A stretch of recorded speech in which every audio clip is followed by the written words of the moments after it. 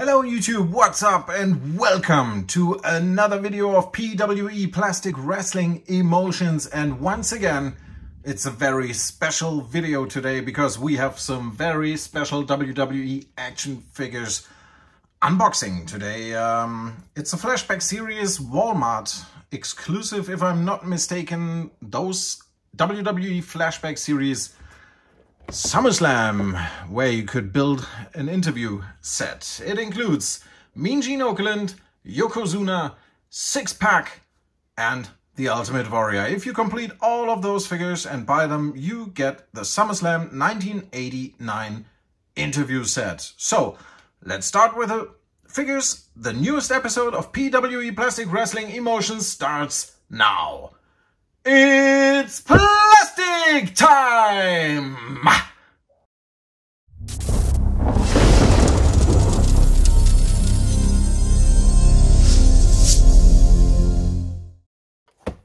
Alright PWE fans, let's start right away with the first figure, and it's a legend. Mean Gene Okerlund. To me personally, one of the biggest legends of the sport. And as we will talk later about, he had 4 matches in his in-ring career. So we have, of course, the flashback series packaging, Mean Gene, the microphone, part of the interview set, and we will talk about that later. Red jacket and extra arms for the man. His name on the one side and perfectly groomed picture on that side from the man, Mean Gene Okerlund. His first WrestleMania was, of course, WrestleMania number 1, because he had the honor of singing the Star Spangled Banner at the original WrestleMania. Might have been an honor for the man, but for everybody else, not so much. And as I said before, the Mean Streak. Though known for his backstage interviews, Mean Gene is an undefeated 4-0 inside the ring. Yeah, that's true. And by the way, if you can name all of those 4 wins, his opponents, and when it occurred, man, you are the ultimate WWE fan. So on the bottom of the package we see who else is in the series. I mentioned it already: Yokozuna, Ultimate Warrior and Syxx, and of course the interview set. Again, perfect picture of the man. So let's open the package. And I think I haven't told this story before, but I have a special connection to Mean Gene because when I entered NEW, so when I met Alex Wright in Hessdorf in Bavaria for the first time, I went backstage and we talked, and I was like, okay, what do you want me to be? I can be a commentator. I had radio shows before, so I can commentate. I can be your ring announcer. I can even ref. I can do whatever you want me to do. What do you want me to do? And he looked at me and he was like, you will be my Mean Gene. And from that day on, I was the special interviewer backstage. And only after a few shows, I think after 3, 4, 5 shows, I became a ring announcer because the original ring announcer got sick. So, with that out of the way, let's free Mean Gene. By God, there was enough plastic in that package of Mean Gene to build a new... yeah, Kardashian, you know what I mean. Okay, so let's talk about the man. First of all, right away, have to notice this. This is one of the most fantastic head scans Mattel has ever produced. Look at that face. Spitting image of Mean Gene, even that, and I think that's really, really funny. Even that seems to be highly accurate, so to speak. So, he comes with his fantastic, though plasticky, jacket with the old school golden era WWE logo, WWF at the time. One open hand to hold a mic, one closed fist. He has his signature khaki pants. Nothing to say special about that. And of course, like all suited figures, has black shoes, which are actually pretty nice. I have a pair of those too. The figure itself is, yeah, nice articulation, not too stiff. Sometimes when you try to sit those suited figures in a commentator table, it's really difficult, but not in this case. Seems to be nice. Can stand all by himself. Yeah, I like it. So accessories, we have this old school WWE microphone. Pretty well done, the logo and the microphone itself. As you can see, it's really it's an old school microphone. I like it. So, of course, the man needs to hold it. Then we have the accessory that comes for the interview set. It's the light in this case. We have it right here. And we have this. A red jacket and red arms. It is pretty easy, almost as easy as building a Build-A-Figure figure. To pop his arms off, there goes the interview set, pop his head off, and then exchange the jacket. Jacket itself is rubber, so it's not that easy to get off. So let's do that for a second here off camera, and then I'll be back. So there he is with a red jacket. Looks to me a lot like the Mean Gene Okerlund of old AWA days, when he still was with Hulk Hogan in AWA. I like it. It's nice.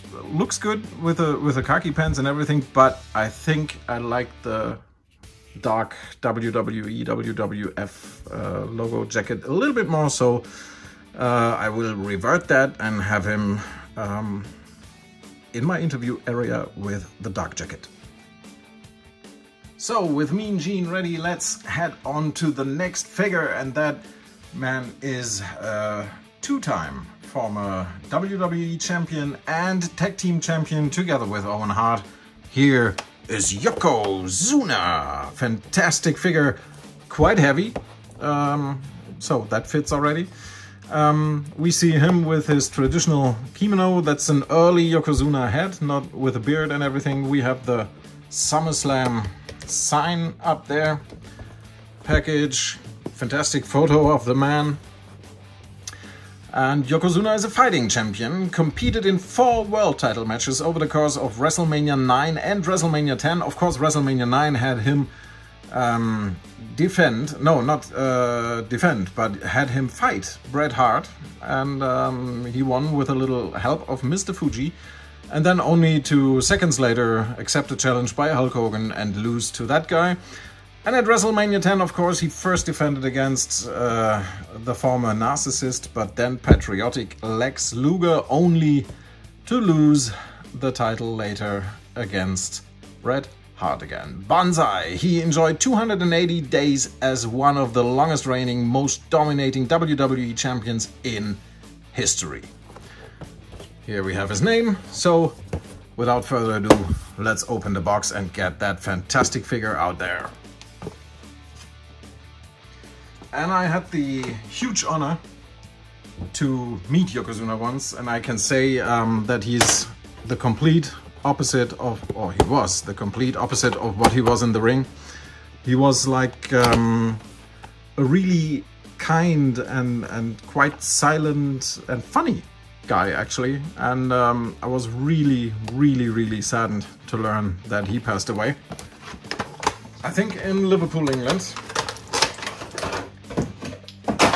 So now we have him out of the package. Let's get the SummerSlam sign first, and then the man, Yokozuna, out of the package. Man, sometimes they overdo it with the plastic.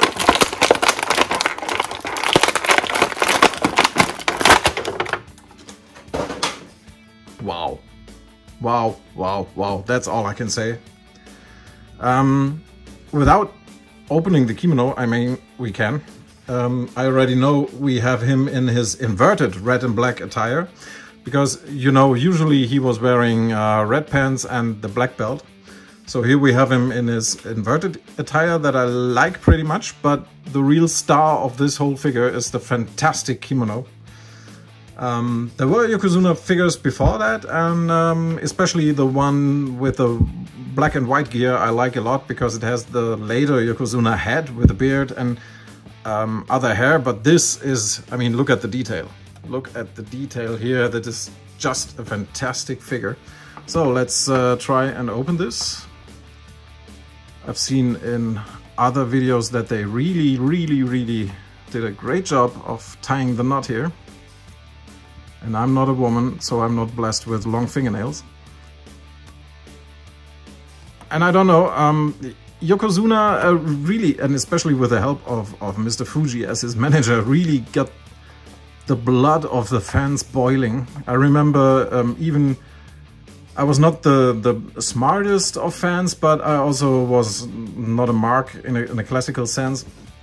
But I remember when that guy was running a few meters away from me in Dortmund in Germany at a house show.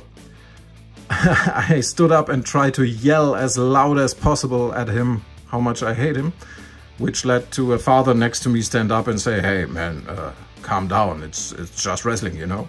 And I looked at him, I was like, "But I'm having fun, this is awesome." Yokozuna was a heel and he did a fantastic job. I really liked the man. So let's get him out of his kimono and look at the figure, and this does him justice. It's an awesome figure, really is. Feels heavy, nice articulation. This is just like the newer figures, the Ultimate Edition. My only problem, probably, I mean, look at that. I don't know what you guys think about that. Drop a comment and tell me. The face. He looks like just like a giant baby kind of deal. I don't know. Doesn't look as mean as the real Yokozuna was able to look. And if you take, wow, that's stiff. Arms are pretty stiff. If you look at this, his arms were a lot bigger. And I don't mean more muscular, I just mean they were bigger. So probably, if you want to criticize anything about this figure, besides that it's stiff as hell, it might be that. Nice belly. This is just, the attire is just awesome. Of course, barefoot, like Yokozuna always was. It's I like this figure. It's just awesome. Can't say more about this figure. So let's dress him up again. Let him enjoy a few minutes with Mean Gene Okerlund, and we get on to the next figure. So let's move on to the third figure, and it's a figure that I have mixed feelings about. First of all, I have to say that I like the man a lot. I also like the design and the idea of the figure, but the final result has its flaws. I'm talking about the man we know as 123 Kid, as Syxx, X-Pac, and simply as Syxx. Here's the packaging. Of course, we have Syxx, his name on the side, picture that I like a lot on that side, and the back of the package reads, Syxx lives up to his namesake, joined his brothers in the clique, Hall and Nash, to become the 6th member of the original NWO. And that makes this, of course, a WCW figure if you want. Wolfpack Rules filled in for an injured Kevin Nash to defend the WCW Tag Team Championship alongside Scott Hall. Back of the package complete. And without further ado, he comes with sunglasses and NWO t-shirt. Let's open the box. And Sean Waldman, while I'm sure has had his problems over the year, of course I'm talking substance abuse and depression and what else, I don't know, a lot. The guy had to go through a lot. I always liked him. As a 123 Kid, of course, everybody loved him. That was just awesome against Scott Hall, the feud. Later, when he became Syxx-Pac, X-Pac in D-Generation X or whatever, I just like the guy. This figure is basically a re-release of his D-Generation X figure, Elite figure. Just painted in a different way. The headband is painted different, the tongue is painted different. But anything else is basically the same if you're interested in buying one figure. So let's get everything out of the bubble. First, the NWO t-shirt, the sunglasses we have. Oh, and I think I forgot the can, because that's basically every NWO figure comes with. So let's get him out. So here he is, and of course we have the backdrop for our SummerSlam set, but more of that later. So let's talk the figure. And I said already, I really like the figure, although I have my issues. And the first issue is, or the figure has issues. The first one is this accessory, the sunglasses. We are used to sunglasses going right under the hair here. So you would stick it right under there, but in this case, that's hardly possible at all. It might work or might not. Maybe you have to heat the figure. Of course, they look ridiculous and don't really fit if you put it on top of the hair. So this is a accessory in this case that I simply don't get. They could have just left it out of the box. I don't know. Everything else about this figure, the bandana, tongue out, the hair, everything is nice. I'm not a huge fan of this head scan. It's always difficult when the wrestler does something like open mouth or stick his tongue out or something like that. We have a taker by now that who's doing the same thing. Somehow the head scans don't match then anymore. So I'm not a huge fan of that. I like the can because it's typical NWO thing, and the figure itself quite awesome. I like the gear, Notorious on the back, 6-pack on both sides. Those knee pads are, I think, exclusive to X-Pac figures. And I have to say, I am a huge fan of those kick pads. They are just beautiful. I like them a lot. One of the... usually I don't like kick pads so much on the figures because usually they ruin it somehow. They always find a way at Mattel. But these kick pads are pretty awesome. So, on front he has the thug, and of course he comes with his NWO shirt, which I owned back at the time in real life. I always liked the design, like it was unique. NWO on the front and the 6-pack, six ball on the back, of course from pool billiard. In this case, I don't like how they did that. It looked way better in real life. And of course, I haven't tried it myself yet, but I heard this problem. Once you have the rubber shirt over his neck, it doesn't go any further because of his hair. And the hair is not flexible at all, so you have to get hot water or heat it in any other way to get the shirt on. So we leave it off. So there are issues with this figure, as I just demonstrated and told, but overall I have to say I always wanted an X-Pac figure because I just like the guy a lot. And of course he belongs to NWO, he belonged to the D-Generation X, two of my all-time favorite groups, so I had to have him in our collection. And I really like this figure a lot because I like the gear a lot. Let him join Mean Gene Okerlund and Yokozuna in the back. So 3 figures out of 4 figures complete, and that leaves us, of course, with the Ultimate Warrior, and this one is really difficult for me. First, the man, here he is. In his package he's coming with the King of the Ring scepter, that of course is from the Macho King, Randy Savage, that Ultimate Warrior had a feud at the time. He's coming with one of his Winged Eagle WWF Championship belts at the time. Of course he has the camera and spectacular gear, I might add. Package, Ultimate Warrior. There we have a picture of him, and it reads Ultimate Warrior, 1 night, 2 championships. At WrestleMania 6, Ultimate Warrior became the first superstar to simultaneously hold the WWE and Intercontinental titles. And then the Ultimate Return, inducted into the Hall of Fame in 2014 after an 18-year absence from WWE. With that said, let's open the package, get the figure out, and I'll tell you a little bit about why this is strange for me. Because, you know, when I decided to collect again and made the first moves to start this channel, I called this whole thing Plastic Wrestling Emotions. And in that case I meant positive emotions, like I have a lot of love and passion for the wrestling business. I am an announcer, commentator, interviewer myself. I was promoting NEW also. I was head of the creative team for the company. So I have a lot of love, deep passion for the wrestling business and the sport.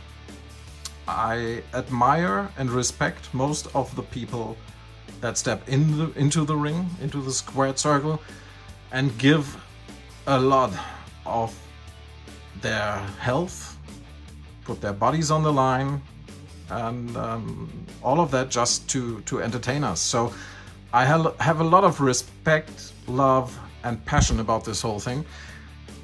And then there's guys like the Ultimate Warrior. And before I talk too long, I just get him out of the package. This guy to me was always a mixture out of steroids, boring fights, ridiculous promos, and backstage behavior like an idiot. So now you can crucify me all you want, because I know, especially in the country that I live in Germany, he's like the Pope or something. They admire him quite a lot. Still today, he's like the holy man. Even WWE, after he died, nearly made a saint out of him.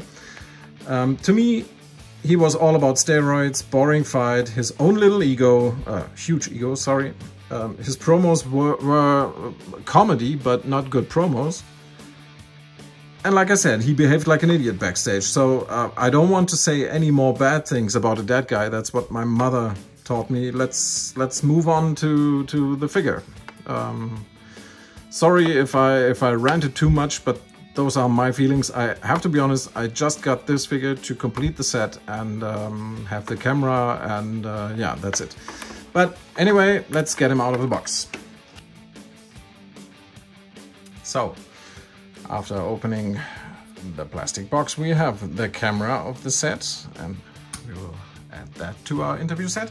We have, of course, the scepter from the Macho King, Randy Savage, with the nice purple detail.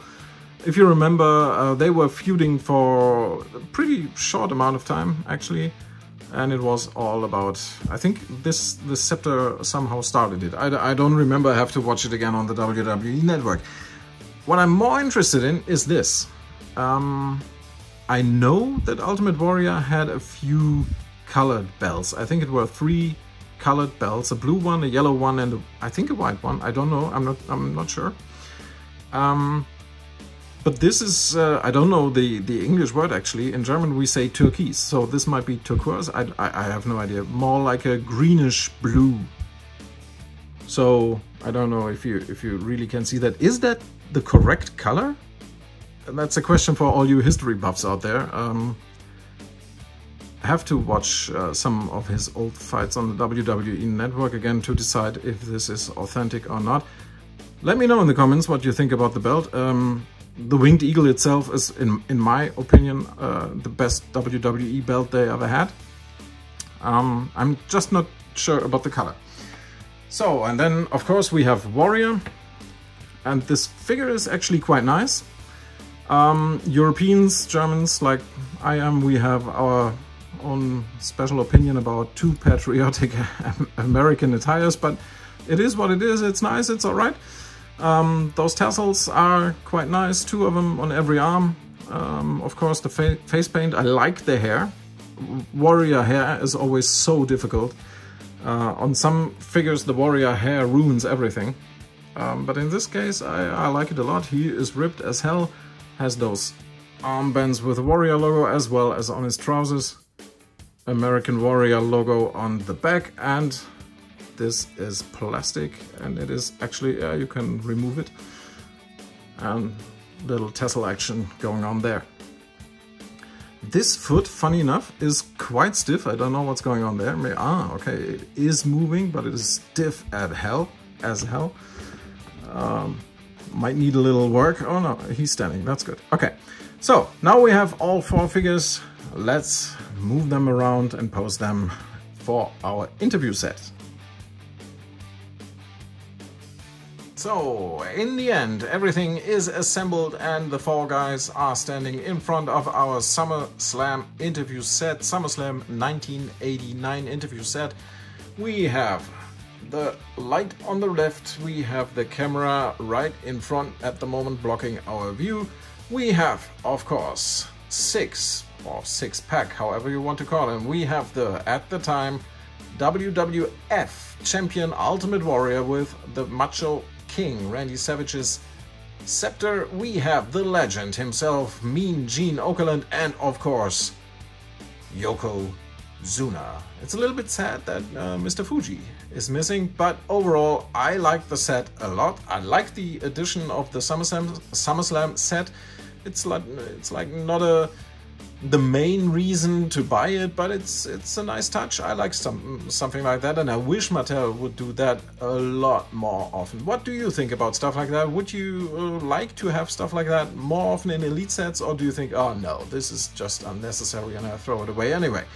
Let me know in the comments. Also, please don't forget to like, subscribe, and hit the notification bell. You know the YouTube algorithm, the support for this channel means everything. A like can move the world. Thanks a lot for watching, for sticking until the end of the video. It's a long video, I know, I'm sorry. Future videos will be shorter again. I hope you enjoyed it anyway. Until we see you again in the next video, see ya, bye bye.